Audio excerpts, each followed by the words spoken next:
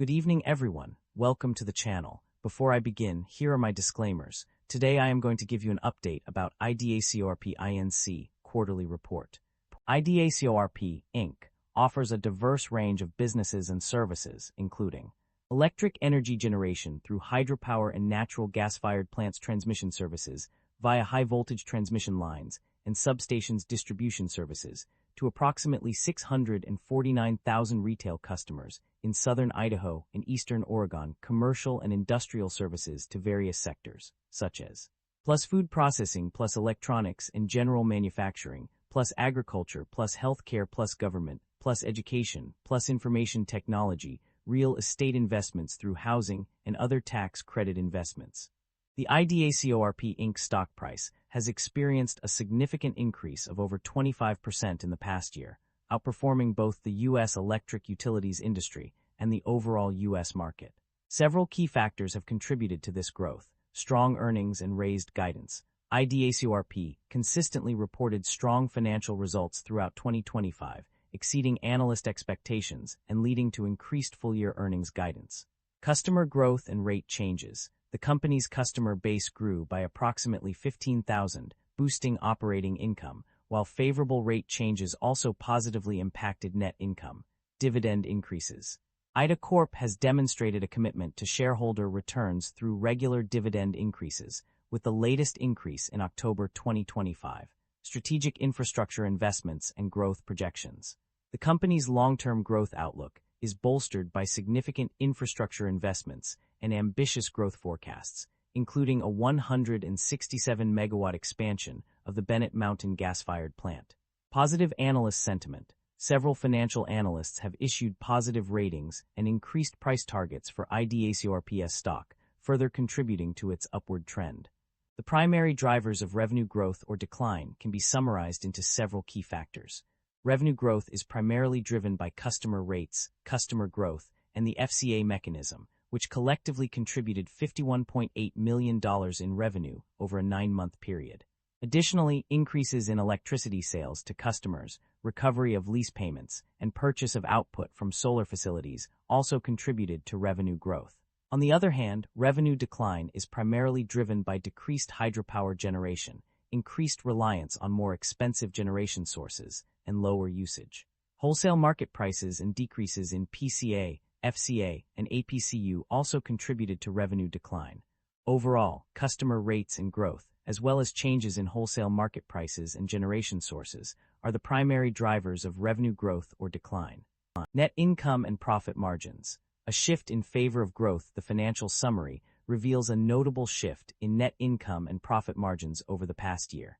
Notably, net income increased by 9.6% from $113,840,000, 2024, to $124,609,000, 3 months ended September 30, 2025, and by 11.2% from $251,952,000, 2024, to $280,396,000, 9 months ended September 30, 2025. This growth can be attributed to higher retail revenues per MWH, net of power cost adjustment mechanisms, as well as customer growth and associated power supply costs.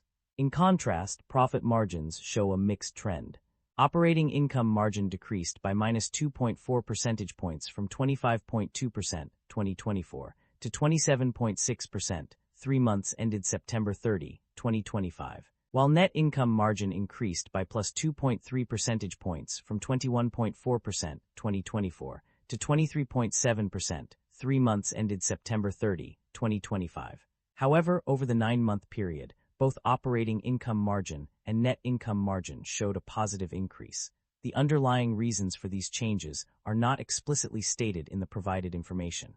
Nevertheless, it is clear that factors such as higher retail revenues per MWH and customer growth have contributed to the increase in net income. The company is indeed generating positive operating cash flow. The data from the financial summary confirms this trend over the past 2 years. In 2023, the company reported an operating cash flow of $221,819, which increased to $234,119 in 2024. Furthermore, the 9-month figures for both 2024 and 2025 also show positive operating cash flows, with $102,297,000 and $57,967,000 respectively. This consistent generation of positive cash flow is a strong indicator of the company's financial health and stability. The company's financial situation has undergone some notable changes. The most significant development is the substantial increase in current maturities of long-term debt, rising by 488% from $19,885 to $116,300. Additionally, long-term debt has increased by 9% from $3,053,777 to $3,330,752. However, interest expenses have not shown a significant change. While some pages suggest an increase in interest expense, the only specific percentage change mentioned is a 31.3% rise from $34,146,000 to $44,884,000 for the 3 months ended September 30, 2025. This increase is notable but does not necessarily indicate a substantial shift in the company's financial obligations. Overall, the data suggests that the company's debt level has increased, particularly in terms of current maturities, but interest expenses have not changed significantly. Management's outlook on company strategy management is cautious about the company's future due to various risks and uncertainties. Despite this, they are committed to achieving a minimum 9.12% Idaho ROE through accelerated amortization of ADACs. The company will focus on timely recovery of costs and earning a reasonable return on investment.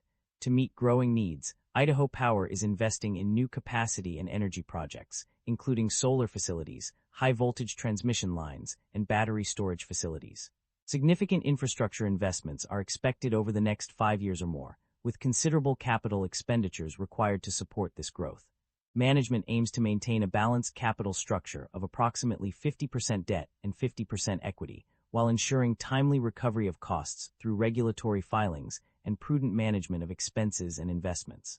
They anticipate growth in customer count and load due to commercial and industrial customer growth, and are confident that they can meet capital and debt service requirements for at least the next 12 months and foreseeable future. Acquisitions and divestitures overview. Our company has made significant investments through acquisitions, enhancing our energy portfolio. Notably, we acquired 330 MW of battery storage assets and 250 MW of storage capacity from battery storage facilities. Additionally, we secured a daily output of 200 MW during summer months through an energy and capacity market purchase agreement, as well as 825 MW of planned third-party solar facilities through power purchase agreements, PPAs. We also acquired a partial ownership interest in the SWIPN transmission line. On the other hand, our company has made strategic decisions to divest certain assets. This includes the planned cessation of coal-fired operations at Idaho Power's co-owned coal plants and their conversion to natural gas. Furthermore, we ceased operation of the Boardman Power Plant in 2020 and ended participation in coal-fired operations at the North Valmy plant. The Jackalope Wind Project was also terminated due to permitting delays. These divestitures reflect our commitment to adapting to changing market conditions and prioritizing sustainable energy solutions. The company has a history of paying dividends to its shareholders. According to the financial summary, dividend payments were made in both 2024 and 2025, with specific amounts listed for each year. Additionally, pages 62 of the report confirm that IDACORP and Idaho Power made dividend payments during these periods. Concerns about inventory buildup and supply chain disruption are evident in Idaho Power's financial summary. The company has seen a significant increase in materials, supplies, and fuel stock in 2024, which may lead to inventory buildup. Furthermore, supply chain disruptions are mentioned as potential issues affecting the timely procurement of labor or materials at reasonable costs for various projects, including the Beatwage transmission line project. These disruptions could also result in delays and increased construction costs. That concludes the financial summary for IDACORP INC. Feel free to comment below, and I will be happy to answer them when possible.